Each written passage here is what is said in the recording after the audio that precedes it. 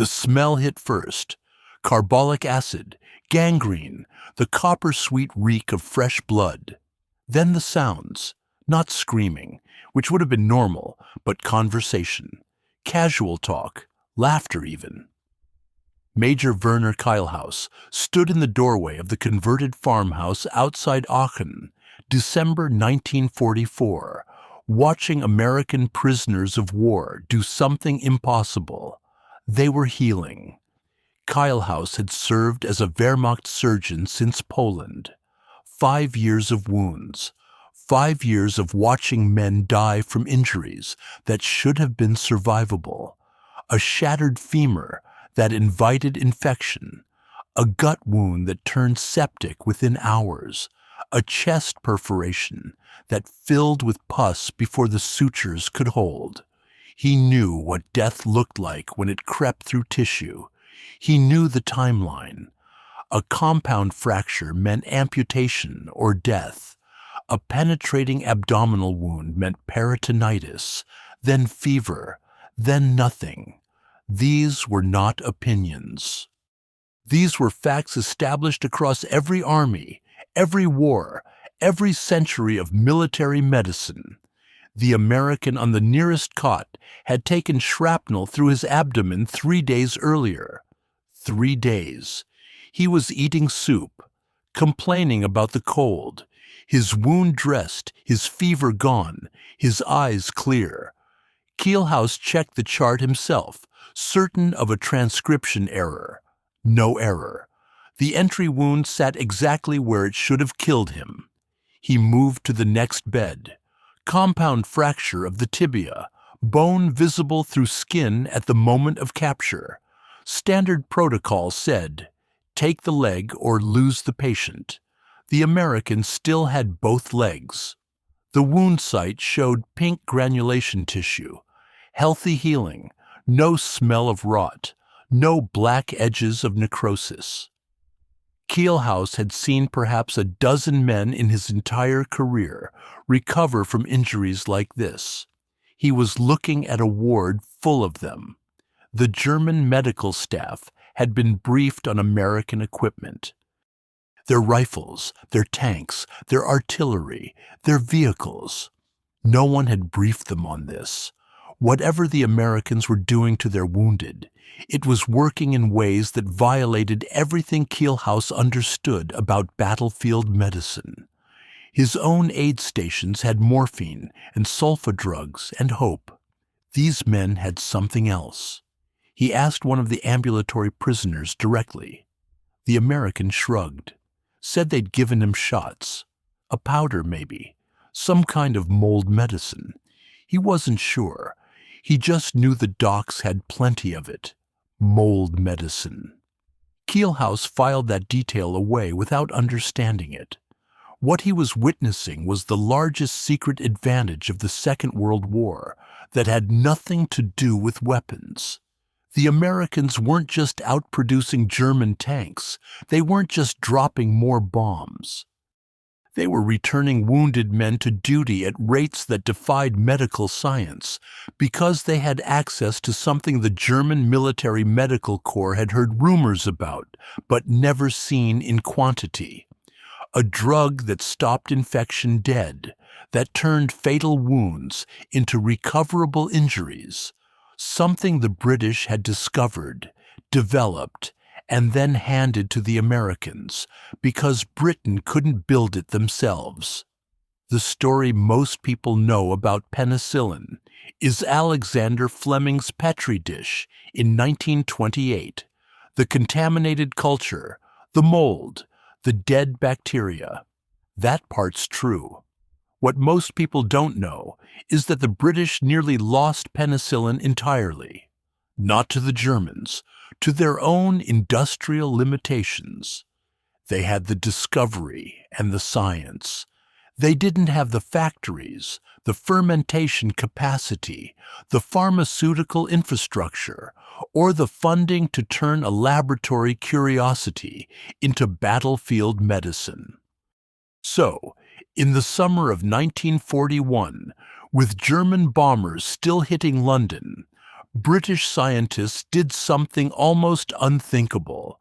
They smuggled their greatest medical breakthrough out of their own country, flew it across the Atlantic, and begged American corporations to build what Britain could not. This isn't a story about scientific genius. It's a story about why genius isn't enough, and why the country that discovers something isn't always the country that gets to use it. If that sounds like the kind of history that gets skipped in school, you're in the right place. Subscribe for the full picture. Drop a like if this already has your attention, and hit the comments if you've got sources I haven't seen. The wound that should have killed that American soldier in Aachen traced back to a laboratory in Oxford, a desperate transatlantic flight, and a decision that revealed exactly what Britain could and couldn't do in 1941. The British had the miracle. The Americans had the means, and the Germans had surgeons like Kylehouse standing in captured aid stations, watching enemy soldiers survive injuries that were killing his own men by the thousands. The drug existed. His side just couldn't make it. To understand why that was true, and why it mattered more than almost any weapon in the war, we have to go back to a basement laboratory where two refugee scientists were trying to turn a 14-year-old accident into something that could actually save lives. The petri dish smelled wrong. Not the usual bacterial funk of a culture left too long, but something sharper, earthy, almost mushroom-like, cutting through the familiar laboratory odor of agar and alcohol. Alexander Fleming stood at his bench in St. Mary's Hospital, London, September 1928, staring at contamination.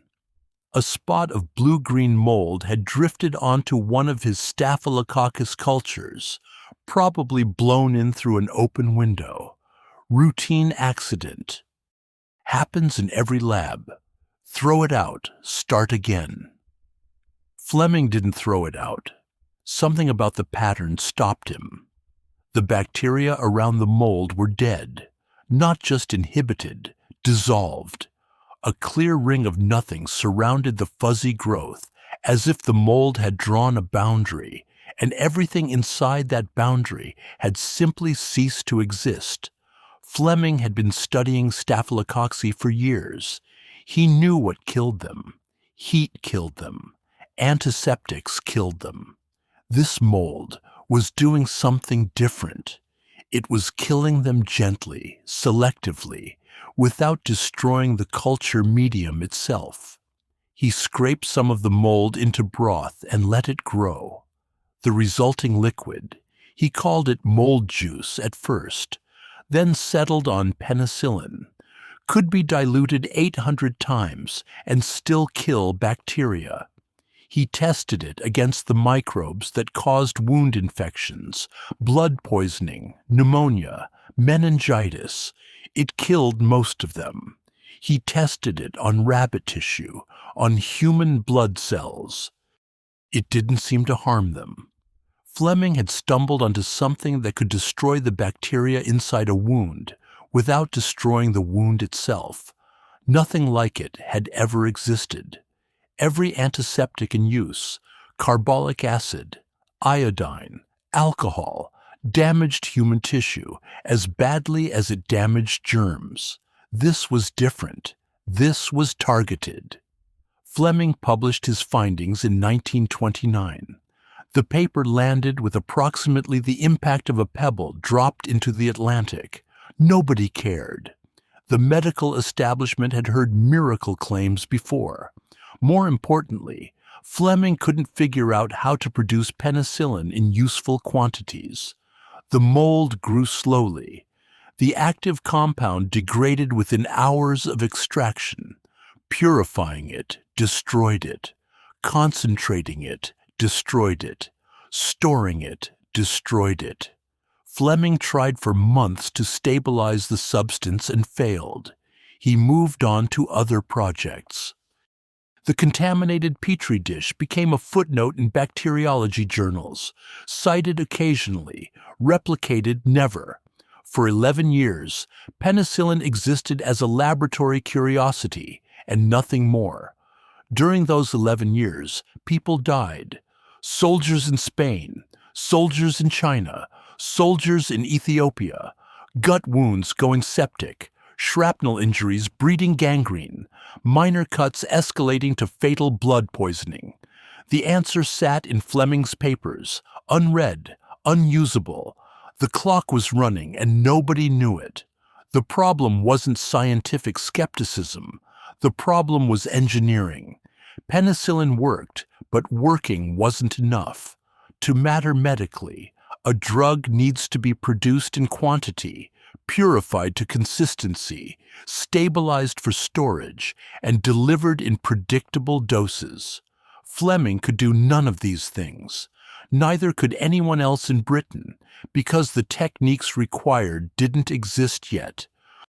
Extracting penicillin from mold broth was like trying to filter gold dust from a river using cheesecloth. Most of it washed through, and what remained was contaminated with everything else the mold had secreted. The yields were pathetic. One researcher calculated that treating a single patient would require growing the mold in thousands of liters of broth, and even then, you might not get a reliable dose. British pharmaceutical companies looked at the numbers and walked away. They had sulfa drugs, imperfect, toxic, but manufacturable. Penicillin offered theoretical superiority and practical impossibility. No corporation would invest millions in a substance that degraded faster than it could be bottled. Fleming himself told colleagues he doubted penicillin would ever have clinical value. The discovery that would eventually save more lives than any weapon in history sat dormant because the man who found it couldn't make it work.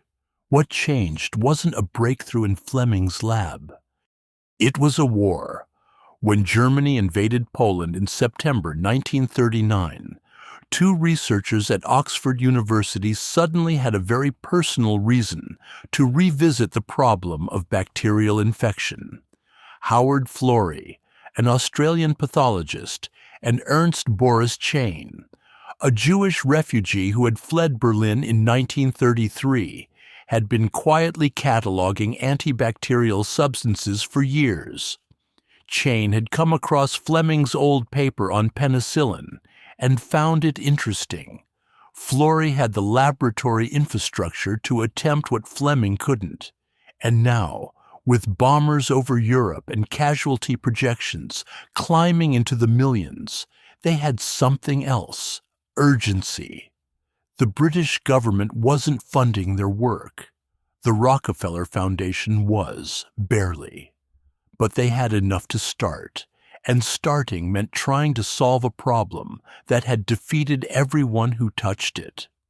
The mold nobody wanted was about to become the most valuable substance on Earth. First, someone had to figure out how to grow it. 200 liters of mold broth.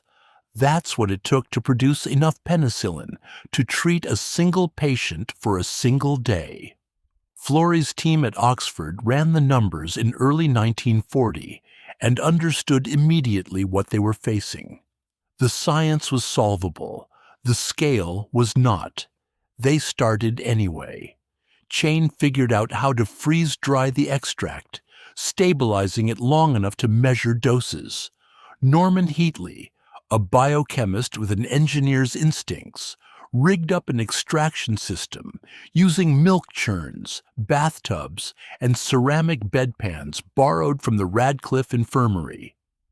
The Sir William Dunn School of Pathology looked less like a laboratory and more like a peculiar dairy operation.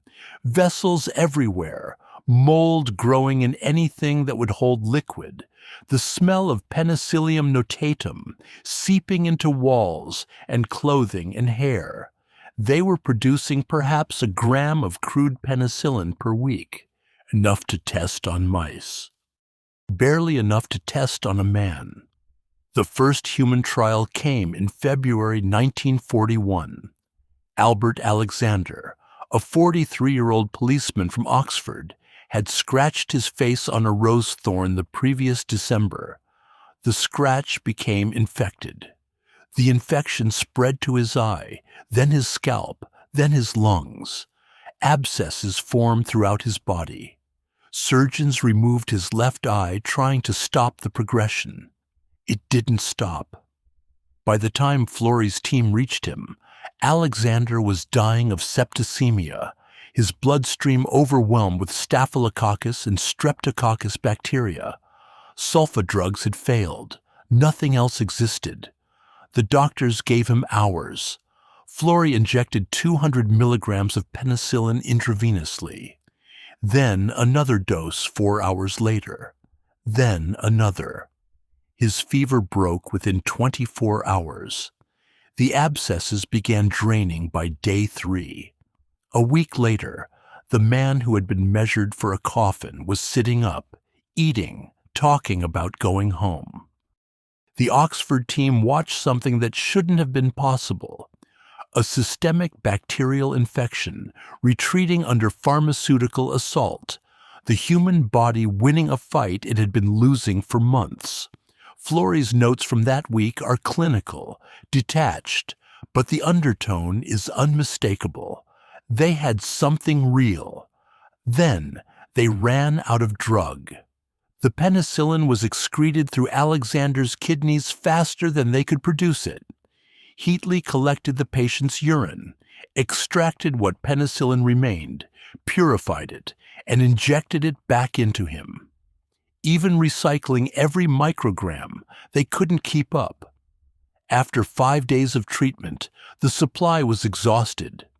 Alexander improved for another week on residual effect, then relapsed. The infection returned. He died on March 15, 1941. Florey understood exactly what had happened.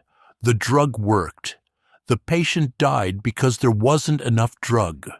This wasn't a scientific failure. It was an industrial one.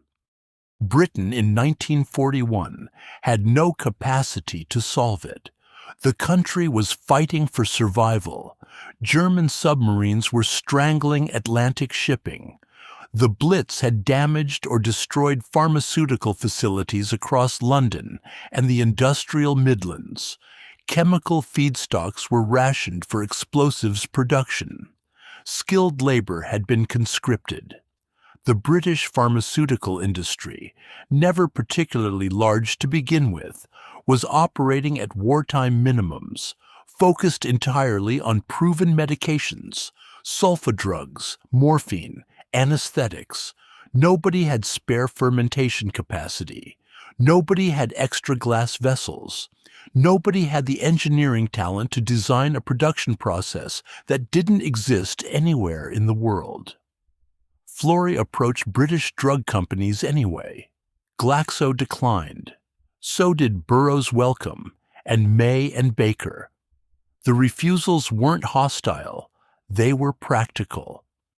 Building penicillin production facilities would require materials Britain didn't have, expertise Britain couldn't spare, and investment no company could justify, not when the outcome remained so uncertain.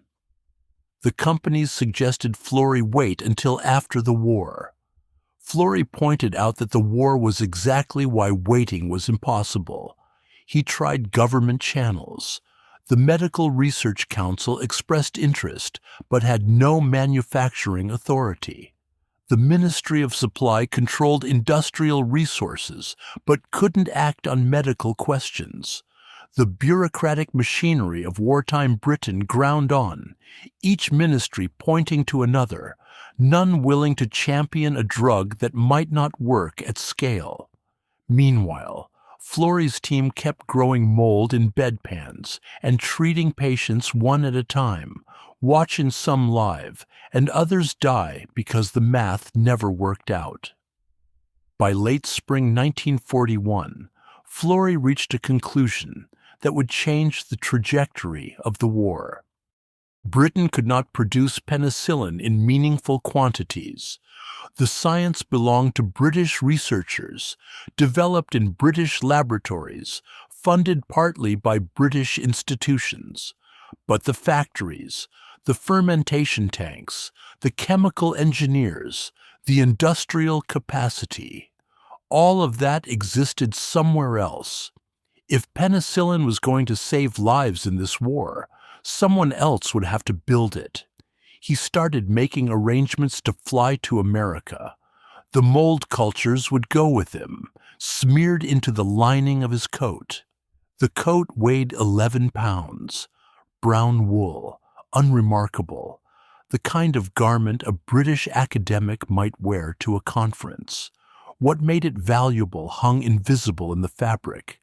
Penicillium notatum spores rubbed into the lining, dried onto threads, distributed across the shoulders and lapels like dust. If German agents searched Florey's luggage, they would find laboratory equipment, notebooks, glass vials. They would not think to culture his clothing. July 1941. The flight path ran from Bristol to Lisbon to New York, threading through airspace that German fighters contested and U-boats surveilled. Florey brought Norman Heatley with him, the engineer who had built the bedpan extraction system, who understood the production bottlenecks better than anyone alive. Between them, they carried 14 years of accumulated research, the clinical data from Oxford's trials, and living samples of the mold strain that produced the most potent penicillin they had found.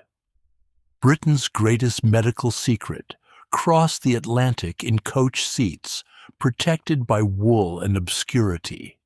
The Rockefeller Foundation had arranged introductions. Florey's first stop was the Northern Regional Research Laboratory in Peoria, Illinois, a Department of Agriculture facility that specialized in fermentation. The choice seemed odd. Peoria wasn't a pharmaceutical hub. It wasn't even a major research center. But it had something Oxford desperately needed: expertise in growing microorganisms at industrial scale. The lab's primary mission involved finding uses for agricultural surplus, particularly corn. The scientists there had spent years optimizing fermentation processes for producing organic acids and alcohols. They knew how to make things grow.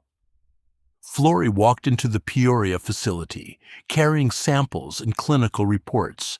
He walked out with a partnership that would reshape the war. Within weeks, the American team had made a discovery that had eluded Oxford entirely.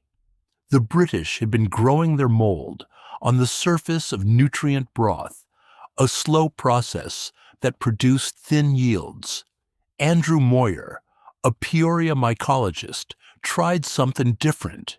He submerged the mold in corn steep liquor, a waste product from corn processing that happened to be rich in nutrients the penicillium loved. The mold didn't just grow, it exploded. Yields increased tenfold almost overnight. Then came the cantaloupe. A laboratory assistant named Mary Hunt, the staff called her Moldy Mary, had been collecting rotting fruit from Peoria markets, looking for mold strains more productive than the British original. She found one growing on a cantaloupe in a local grocery store. Penicillium chrysogenum produced 200 times more penicillin than Fleming's original strain. 200 times. The bottleneck that had killed Albert Alexander, the production gap that had defeated British industry, cracked open in an Illinois laboratory because Americans had corn waste and rotten fruit and the institutional freedom to experiment. The timing matters here. Florey arrived in America 5 months before Pearl Harbor. The United States was technically neutral, its industrial capacity uncommitted, its pharmaceutical companies focused on civilian markets. What Florey was asking. Massive investment in an unproven drug for a war America hadn't joined. Should have been impossible. It wasn't. The Rockefeller Foundation had connections. The Office of Scientific Research and Development, newly created under Vannevar Bush, had authority to direct war-related research. And American drug companies, unlike their British counterparts, had capacity to spare. Merck agreed to participate. So did Pfizer, Squibb, and Lederle. By December 1941, the week of Pearl Harbor, 4 major pharmaceutical corporations were already scaling up penicillin production. The government coordinated their efforts, shared research between competitors, allocated materials, and guaranteed purchases. This was not how American capitalism normally worked. Florey had handed them a mission, and the mission reorganized everything it touched. Heatley stayed in Peoria for months, teaching American technicians the extraction techniques Oxford had developed, learning the fermentation improvements the Americans had pioneered. The knowledge transfer ran both directions. What emerged was neither purely British nor purely American. It was a hybrid. The scientific rigor of Oxford, married to the industrial brutality of the Midwest.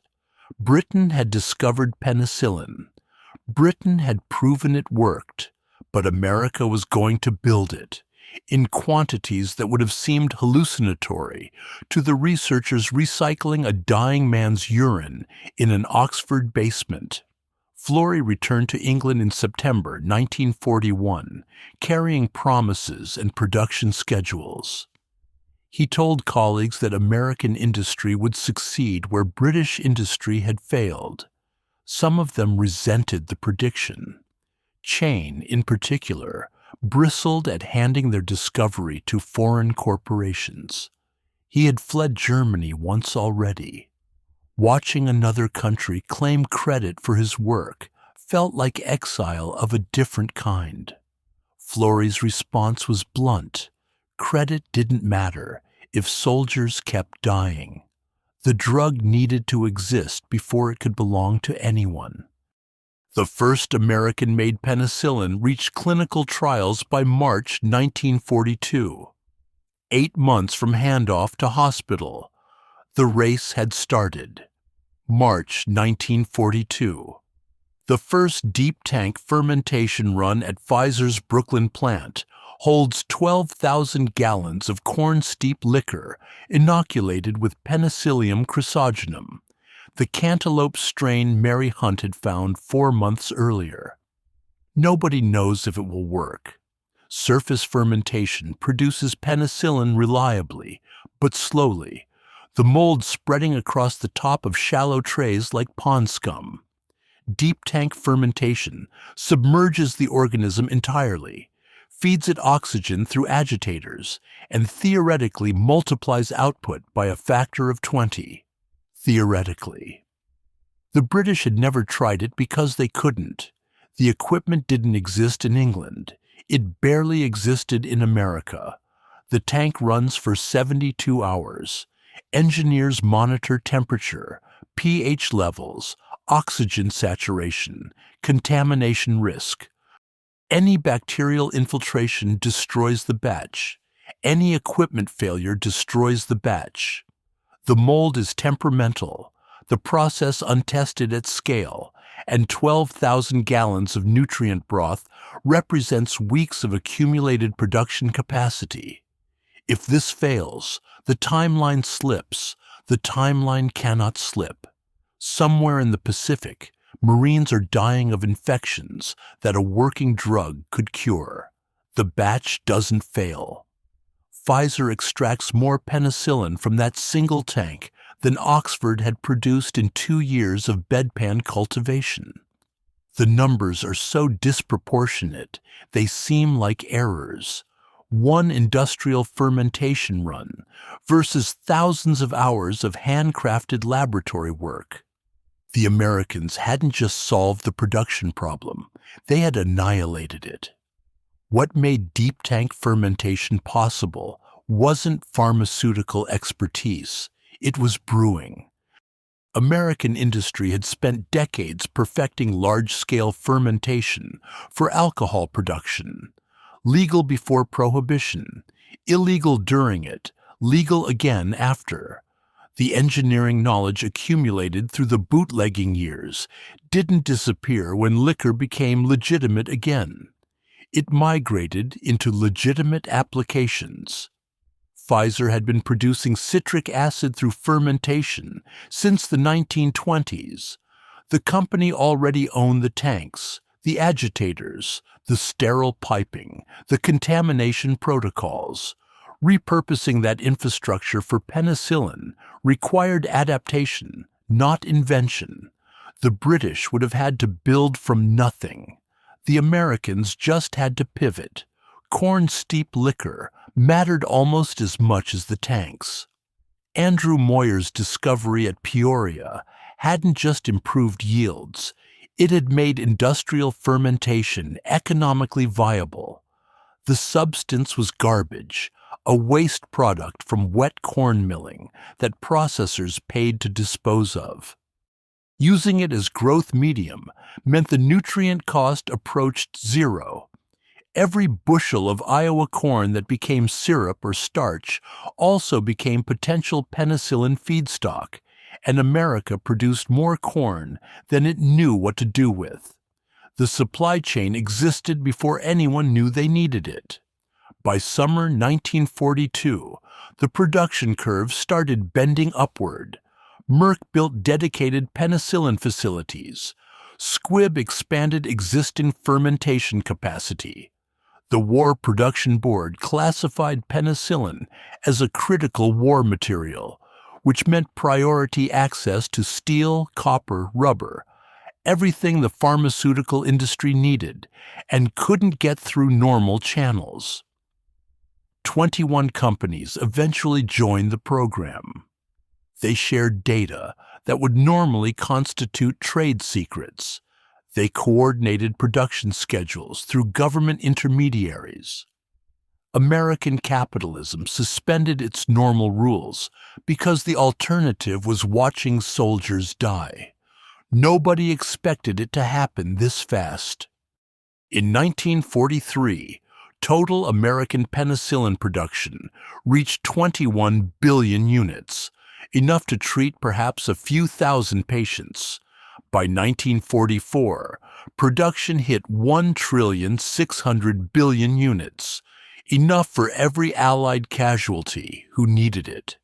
The year after that, 2,500 billion. The drug that had existed in milligram quantities 3 years earlier now flowed in metric tons. A Merck executive later described watching the production lines scale up. The fermenters working around the clock, the extraction systems running continuously, the packaging lines filling vials by the thousands. The company that had spent years perfecting sulfa drugs, imperfect, sometimes toxic, but manufacturable, suddenly found itself mass-producing something better. Penicillin cured infections, sulfa drugs couldn't touch. It worked faster, with fewer side effects, in lower doses. And now, there was enough of it. Britain watched this happen from across the Atlantic. The British had discovered penicillin, proven it worked, carried it to American shores out of desperation. And now, American factories were producing it in quantities that made British efforts look like a science fair project. The math was humiliating. One American plant produced more penicillin per week than all of Britain could manufacture in a year. Chain fumed about patents and credit, about watching foreign corporations profit from British genius. Florey understood something Chain refused to accept. Genius without production capacity was worthless. Fleming's discovery had sat unused for 11 years because nobody could manufacture it. Oxford's breakthrough had killed Albert Alexander because they ran out of drug. Who invented penicillin didn't matter. What mattered was who could make enough of it to change the war. How many doses does it take to save an army? The Army Medical Corps ran the calculation in early 1944. Average combat wound requiring penicillin treatment, 40,000 units per day for 5 to 7 days.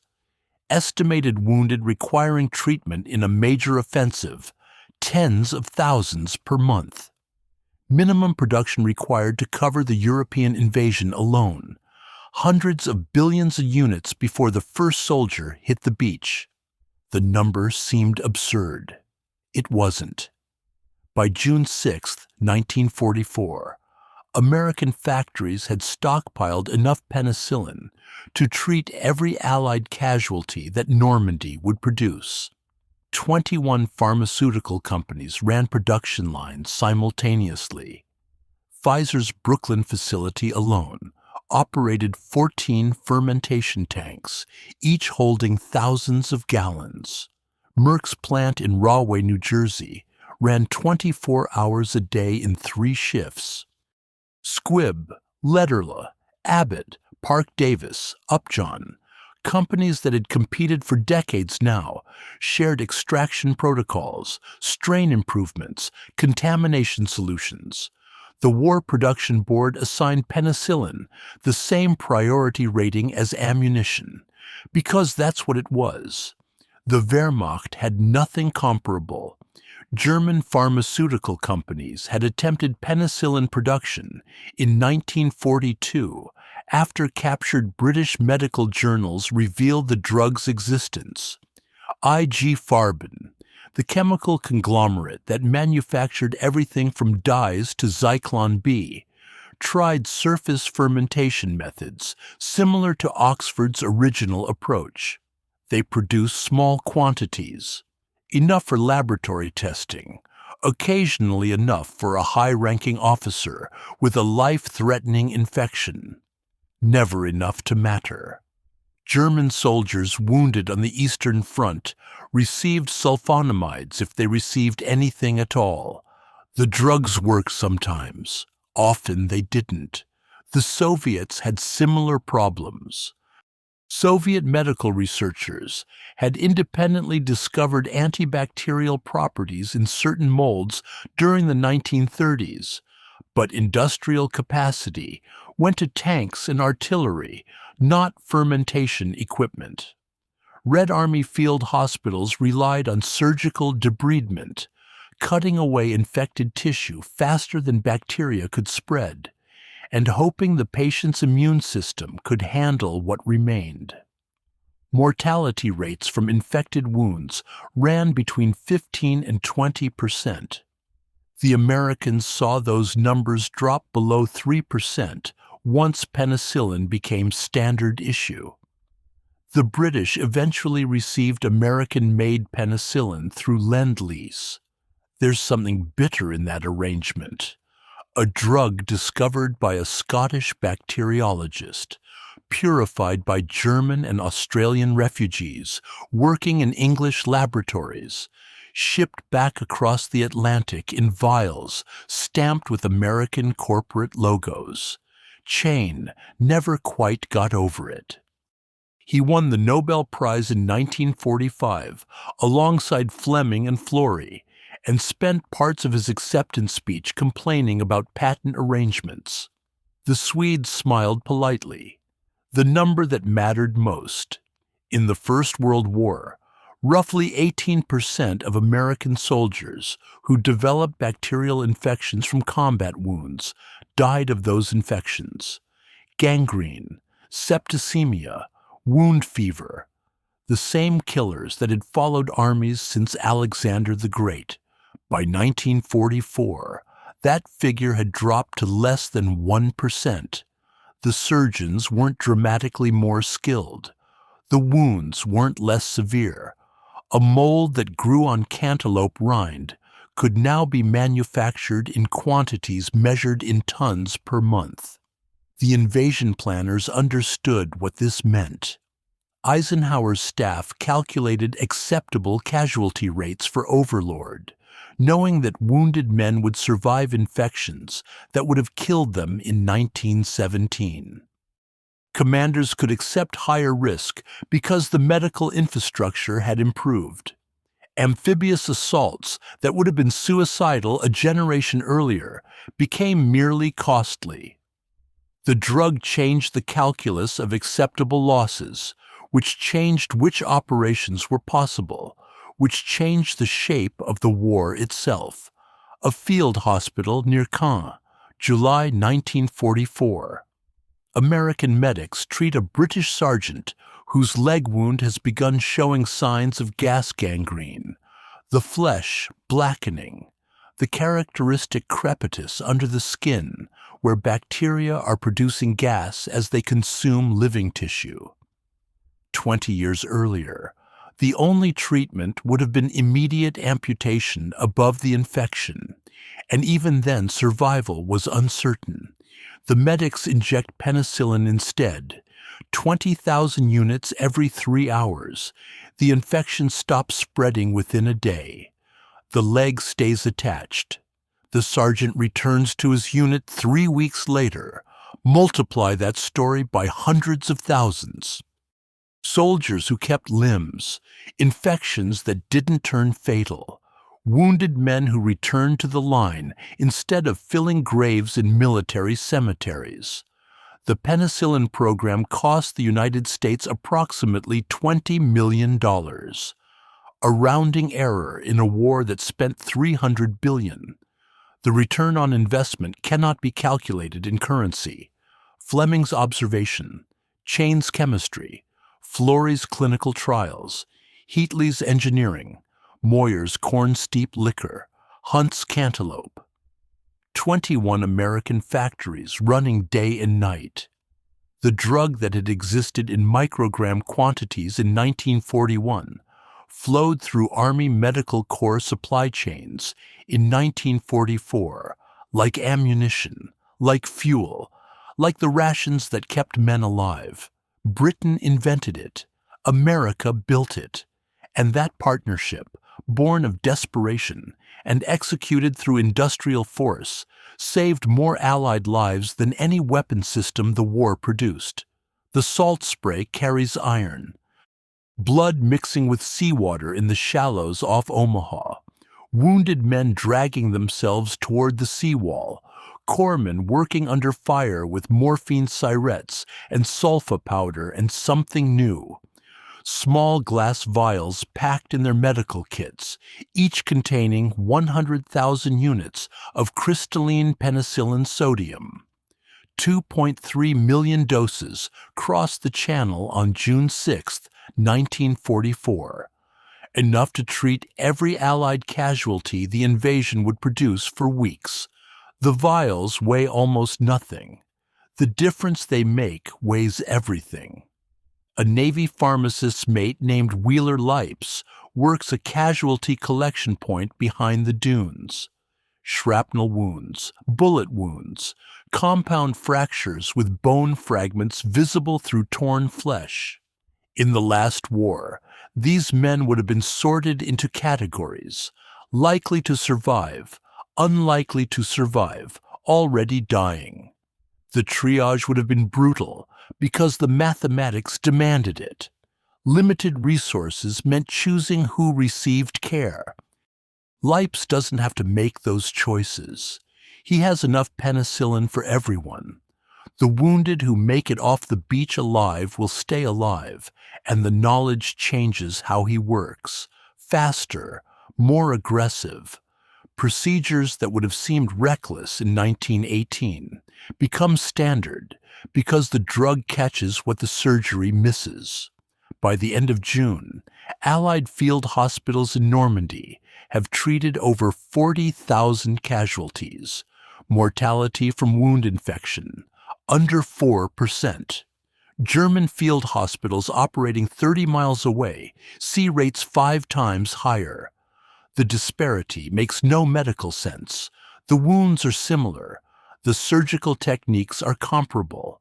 German military doctors are well-trained, experienced, equipped with the same basic instruments.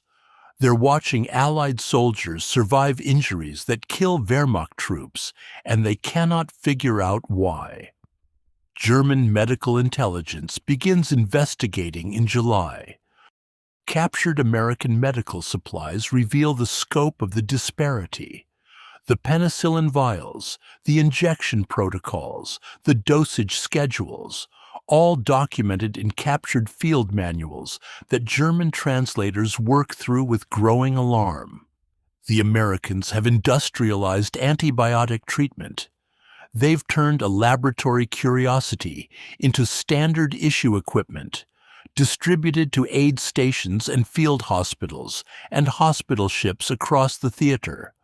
The Germans had known penicillin existed, had tried to manufacture it, had failed to produce meaningful quantities, and assumed everyone else faced the same problem. A German medical officer's report from August 1944 survives in fragmentary form. He describes examining American prisoners, noting the healing wounds, the absence of secondary infections, the speed of recovery. His conclusion is clinical. The enemy has solved a problem we have not solved. The report requests priority allocation of resources for German penicillin production. The request goes nowhere. Germany in August 1944 has no industrial capacity to spare for fermentation equipment, no corn-steep liquor, or agricultural surplus to feed microorganisms. The factories that might have built penicillin are building ammunition, and even that production is collapsing under Allied bombing. The Americans aren't just surviving wounds at higher rates, they're returning to combat faster. A soldier who would have spent months recovering from an infected injury returns to his unit in weeks. The effective strength of American divisions holds steady even under heavy casualties because the medical pipeline keeps recycling men back to the front. German intelligence officers tracking American unit strength cannot reconcile the casualty reports with the combat effectiveness they observe. The numbers suggest American divisions should be weakened, depleted, combat ineffective. Instead, they keep fighting at near full strength. This is what industrial medicine looks like from the receiving end. Not a single breakthrough, but a system. Research laboratories feeding pharmaceutical factories, feeding military supply chains, feeding corpsmen on the beach. The German medical establishment had produced brilliant individual scientists, pioneering research, innovative surgical techniques. What they lacked was the brutal productive capacity to turn discoveries into 10,000 vials per hour, every hour, around the clock. A Wehrmacht surgeon captured near Cherbourg asks his American interrogators about the drug. He had heard rumors, seen the results, couldn't understand the mechanism. When they explained the production scale, 21 factories, thousands of workers, billions of units per month, he stopped asking questions. The answer wasn't medical, it was industrial. And industry was precisely what Germany no longer possessed. The beach at Omaha grows quiet by August. The tide still carries debris inland, equipment fragments, fabric scraps, occasionally something worse. The aid stations have moved forward with the advancing line. The wounded now travel through established evacuation chains, helicopter to field hospital to hospital ship to rehabilitation center in England. At every stage, penicillin, the drug that didn't exist in usable quantities. 3 years earlier now flows through the system like blood through arteries. Fleury visits Normandy in September. He walks through a field hospital, watches American medics administering injections of the drug his team had proven worked on dying men in Oxford basements. The vials bear American corporate labels. Production methods, logistics, all American. But the proof of concept, the years of cultivation and extraction and clinical trials, that was British. He doesn't seem bothered by the arrangement. The soldiers are alive. That was always the point. The penicillin program proved what no battle could. American industrial capacity was not just a resource. It was a weapon system. Britain had the scientists. Oxford employed some of the finest biochemists in the world. Chain had fled Nazi Germany. Fleury had trained in the rigorous Australian and British academic traditions. Heatley possessed an engineering intuition that bordered on artistry. They identified the mechanism, purified the compound, demonstrated clinical efficacy, and documented everything with the precision you'd expect from people who'd spent their careers in university laboratories. The science was flawless. The production was impossible. Britain in 1941 couldn't build fermentation tanks because the steel went to ships. The labor built aircraft. The factory space got bombed. Fleury understood this when he boarded the plane for Lisbon. The decision to cross the Atlantic wasn't desperation. It was strategic calculation. Britain could contribute the discovery. America could contribute everything else. The mold cultures smeared into his coat lining represented a deliberate transfer of intellectual property from a nation that couldn't exploit it to a nation that could. Chain called it a betrayal. Fleury called it winning the war. The math justified the choice. Germany lost approximately 400,000 soldiers to wound infections during the war. The Soviet Union lost more. The exact figures remain disputed, but estimates run into the hundreds of thousands. Allied losses from infection dropped so sharply after 1943 that medical statisticians initially assumed the data contained errors. The curves didn't make sense until you factored in the drug that hadn't existed 4 years earlier. German medical researchers spent the last 18 months of the war trying to replicate American production methods. They built small fermentation facilities, imported contaminated cultures, attempted adaptations of the Oxford surface method. I.G. Farben produced enough penicillin by late 1944 to treat perhaps a few hundred patients per month. The Americans were producing enough to treat a few 100,000. The gap wasn't closing, it was widening. Japanese military medicine fared even worse. Imperial Army medical doctrine emphasized surgical intervention and traditional antiseptic techniques. Field hospitals in the Pacific received no penicillin, no sulfonamides in reliable supply, often nothing but bandages and morphine. Wound infection mortality among Japanese troops exceeded 30% in some campaigns. The American soldier fighting on the same island, wounded by the same weapons, in the same tropical environment teeming with the same bacteria, died at 1/10 that rate. Same war, same wounds, different pharmacies. The irony came later. Germany rebuilt its pharmaceutical industry after 1945 using American production techniques, deep tank fermentation, corn steep liquor cultivation, the entire industrial process that had defeated them. By 1955, German companies were exporting penicillin worldwide. The same factories that couldn't produce the drug during the war produced it in quantities that rivaled American output a decade after surrender. The knowledge transfer went in both directions eventually. The difference was timing, but the deeper irony belongs to the bacteria themselves. Penicillin-resistant Staphylococcus aureus appeared in British hospitals by 1947, 2 years after the war ended, 3 years after production reached industrial scale. The organisms evolved faster than anyone expected.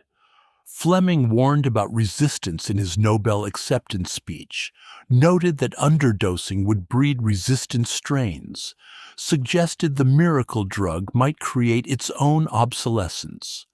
Nobody listened, or rather, everyone listened, and kept prescribing anyway. By 1960, hospital-acquired staph infections routinely resisted the drug that had seemed invincible at Normandy. The mold that saved the Allied wounded became progressively less effective against the infections it was designed to cure. American industry had manufactured a weapon that bacteria learned to defeat through the simple Darwinian process of not dying. The Wehrmacht couldn't develop countermeasures in 18 months of desperate effort. Staphylococcus aureus developed them in 4 years of routine exposure. Fleming received a knighthood, a Nobel Prize, honorary degrees from universities he'd never heard of. He gave interviews, posed for photographs, accepted credit for a discovery he'd almost discarded. Chain got his Nobel too, spent the rest of his career complaining about recognition and patents. Florey avoided the spotlight, returned to laboratory work, seemed uncomfortable with fame he considered unearned. Heatley never received the Nobel. The committee limited the prize to 3 recipients, and biochemistry apparently didn't qualify. The man who'd actually built the extraction apparatus, flown the cultures across the Atlantic, set up the American production pilot. His contribution didn't fit the narrative. His laboratory notebook survives at Oxford. Brown leather cover, handwritten entries, sketches of improvised equipment built from bedpans and milk churns. The pages smell faintly of mold.